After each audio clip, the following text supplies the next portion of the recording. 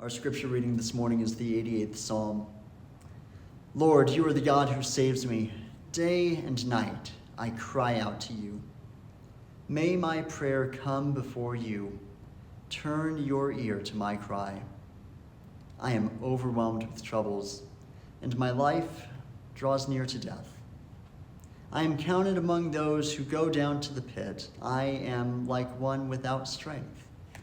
I am set apart with the dead, like the slain who lie in the grave, whom you remember no more, who are cut off from your care.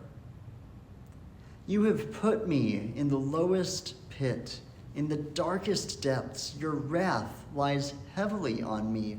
You have overwhelmed me with all of your waves. You have taken from me my closest friends, and you have made me repulsive to them. I am confined, and I cannot escape. My eyes are dim with grief. I call to you, Lord, every day. I spread out my hands to you. Do you show your wonders to the dead? Do their spirits rise up and praise you? Is your love declared in the grave, or your faithfulness in destruction? Are your wonders known in the place of darkness, or your righteous deeds in the land of oblivion? But I cry to you for help, Lord. In the morning my prayer comes before you. Why, Lord, do you reject me? Why do you hide your face from me? From my youth I have suffered and been close to death. I have borne your terrors, and I am in despair. Your wrath has swept over me. Your terrors have destroyed me. All day long they surround me like a flood. They have completely engulfed me. You have taken from me friend and neighbor. Darkness is my closest friend.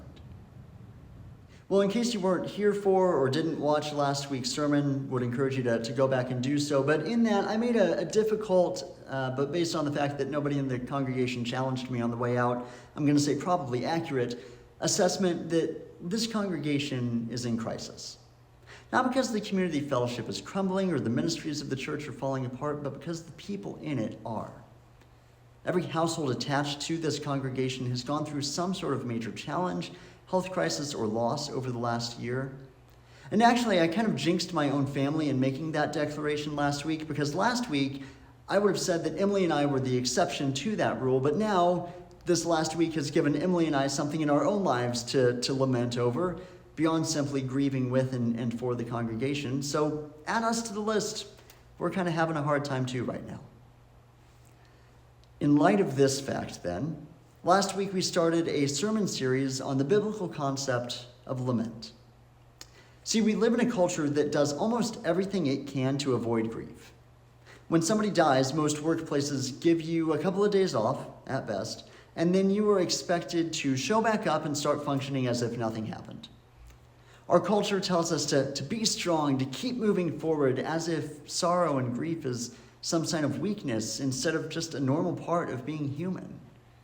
And even in Christian circles, then, sometimes we mask our pain with cliches. God must have needed another angel. Everything happens for a reason. God works all things for good. And those phrases may sound comforting in the moment, but they actually shut down honest grief, because they make it sound like real faith means ignoring your pain and just trusting God, but that's not biblical, and those things aren't mutually exclusive. Faith doesn't mean pretending. Faith means bringing our pain into the presence of God, trusting that He is big enough to handle it. The Bible offers us a clear model on how not to run from our grief, but to grieve well, and it's called lament. We defined lament as a prayer in pain that leads to trust. See, too often we fall prey to the lie that if we get too angry or too sad or too emotional with God, then He's going to punish us because, well, it's all His will anyway, and so who are we to complain to Him? But lamenting isn't complaint. It's honesty. It's turning to God and saying, this is what's happening, and it is awful, and I can't stand it, and I'm hurting. But it doesn't end there, because there's always something else. Lament is a prayer in pain that leads to trust. So we're honest with God, yes. But we end with statements of truth about who God is. Even if those statements don't necessarily feel true in the moment that we say them, we remind ourselves of who God is and of what faith we have placed in him. We cry to him, but then we confess that he is good, just, gracious, kind, and faithful to the end. And that's lament. It's okay, even encouraged, for us to bring our whole self, even in our grief, before God. But even in our grief, God is still worthy of our worship, obedience, and trust. And that trust in him must undergird all of the grief and pain that we're confessing, because otherwise it is just complaining. And God doesn't respond super well when, say, Job just comes and brings his complaints before him. But God does respond incredibly graciously when people turn to him in genuine lament, bringing our prayers of pain while still placing our full trust in him. So again, here's the thing with grief. We want to avoid it.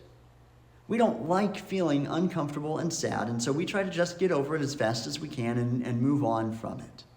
We like to pretend that it just never happened. And that's not how you actually overcome grief. In order to overcome grief, really and truly, sometimes you have to just sit in it for a while.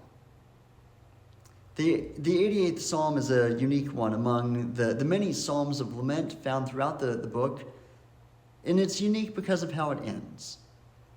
What we have said is that lament is a prayer in pain that leads to trust. Well, if that's its definition, I'm not sure if Psalm 88 actually counts, because it definitely doesn't lead to trust. Because what's that last stanza of the psalm? Where does it end at? It ends with the statements, "From my youth, I have suffered and been close to death. I have borne your terrors, and I am in despair. Your wrath has swept over me. Your terrors have destroyed me. All day long they surround me like a flood, and they have completely engulfed me. You have taken from me friend and neighbor, and darkness is my closest friend." That's where it ends. Darkness is my closest friend. That does not sound particularly trusting to me. That's not the note we're supposed to end on in lament. And this isn't a short psalm either. You heard me read it. The author has spent a good amount of time talking about how they feel like they're in this dark pit, the lowest valley, and that despair, their cry, and that despair and their cries to God for help are just being overlooked, and that they're being abandoned by him. The 88th Psalm is the only psalm of lament that does not end with some statement of trust in God. It just ends there. It ends in sorrow and grief and pain and loss, and it stays there. And I think that's exactly the point. Whether the author did this because they were wanting to make a theological point or because they simply were just still sitting in their own grief, I think the point remains the same. That it is okay for a time to just sit in the grief. Again, so often in an attempt to just move on and rush through it and be done with it, we rush straight to, "But I know you're good, God, and I know that you're going to make it all work out." What if we aren't supposed to rush to that part? What if we are genuinely supposed to sit and wait in the pain, not because it's fun, but because that's part of the healing process? See, throughout Scripture, we occasionally see this kind of sitting and waiting in grief. The book of Job is, of course, a prime example of it. Job is the man who has it all, and then he becomes the man who loses it all. And at the end of chapter 1, after so much loss, he tears his robe, he shaves his head, both of which are signs of grief and shame and distress. And then at the end of chapter 2, we literally find him just sitting in a pile of ashes. Again, a sign of mourning. But I think the end of chapter 2 is really telling of what an appropriate response to grief can be.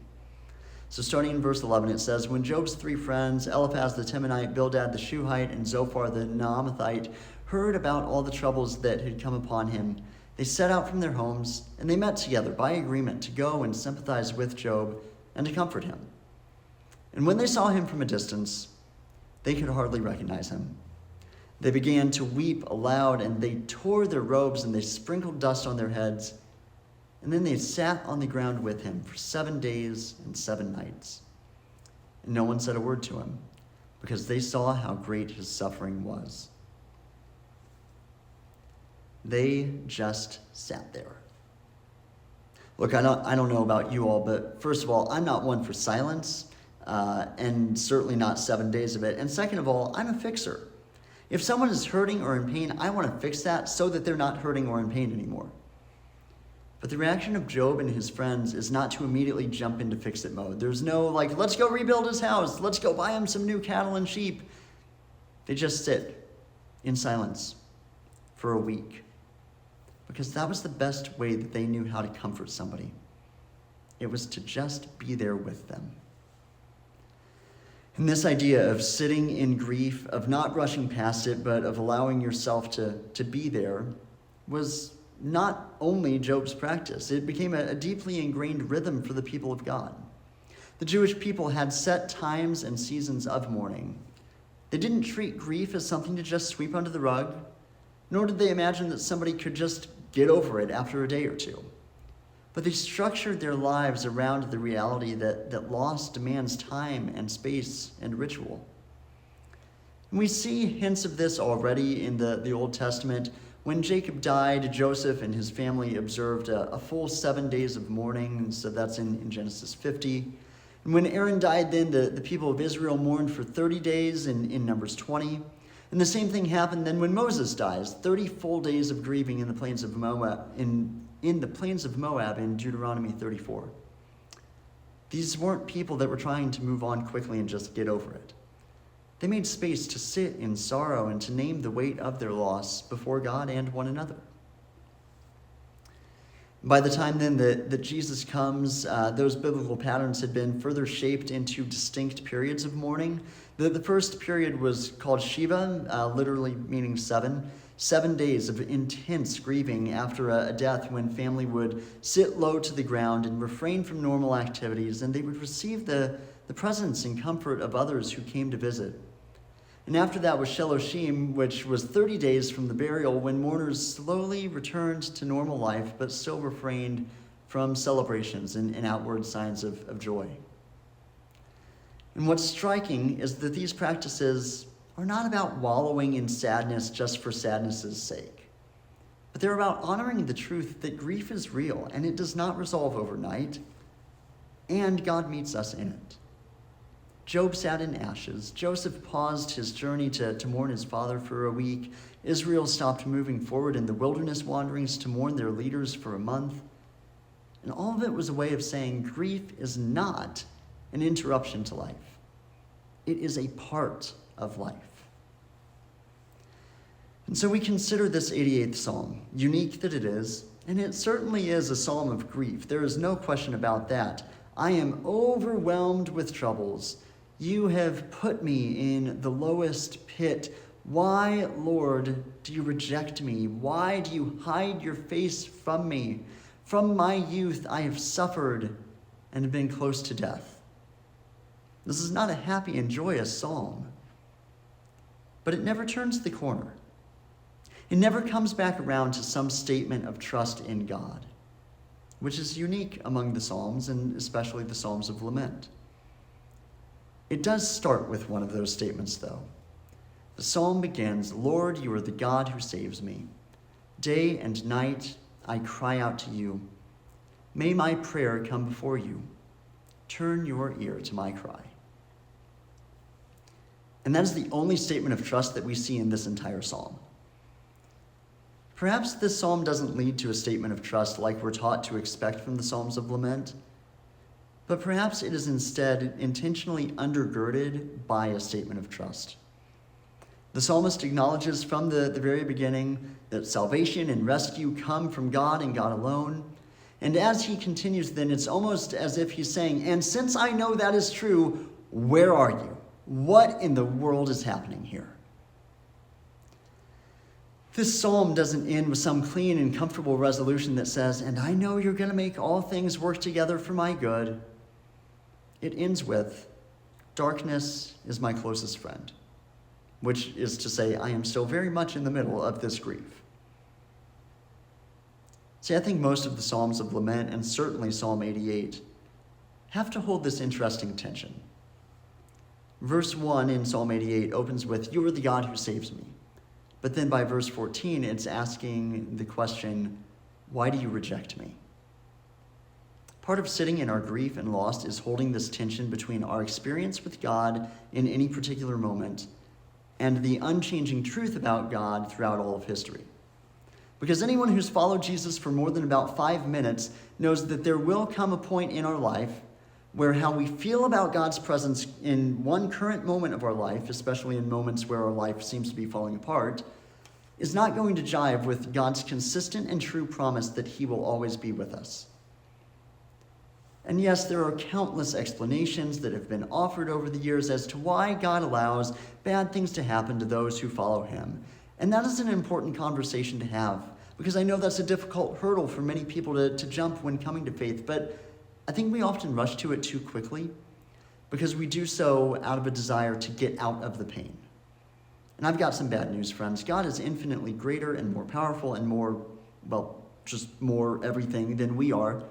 And for us to try to truly comprehend God and every part of his will and design, it's not going to happen.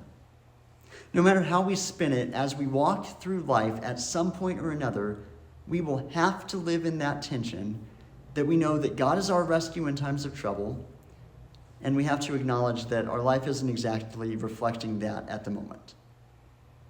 In seasons of lament, faith will often look like holding on to hope and heartbreak at the same time. One of the things about biblical lament is that it is rarely private. Yes, we do see individuals crying out to God, but often grief is something that God's people carried on together. When Aaron died, the entire nation mourned 30 days. When Job's friends heard of his losses, they came and collectively sat with him. Contrast that then with how we often grieve today, which is alone, in silence, thinking, "Oh, I don't want to burden anybody." But God designed his people to carry one another's burdens. Sometimes the most faithful thing we can do is not to fix someone's sorrow, but to be present in it with them.